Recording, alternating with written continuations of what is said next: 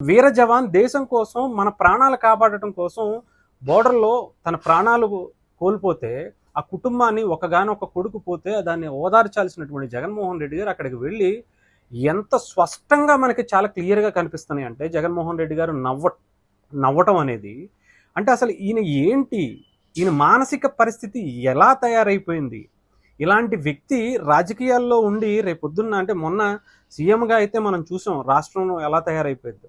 అలాంటిది మళ్ళీ ఇంకొకసారి గనక ఈయన రాజకీయాల్లో ఉండుంటే ఇంకా ఉంటే గనక ఎలా తయారైపోతది? ఏదో సినిమాలో ఏదో 'మహేష్ బాబు' గారి సినిమాలో విలన్ ఎవరన్నా చనిపోతే తనే చంపేసి వెళ్ళిపోయిన తర్వాత అక్కడికి దగ్గరలోకి వెళ్ళి వాళ్ళు వేడుస్తుంటే తను రెక్కించి వినటం అనేది కూడా మనం చూస్తా ఉంటాం. అంటే ఒక సైకో లక్షణాలు కలిగినటువంటి వ్యక్తులు తాలూకా హావభావాల్లా కనిపిస్తాయి. జగన్మోహన్ రెడ్డి గారు నవ్వటం అనేది అంటే అసలు ఈయన ఏంటి? ఈయన మానసిక పరిస్థితి ఎలా తయారైపోయింది?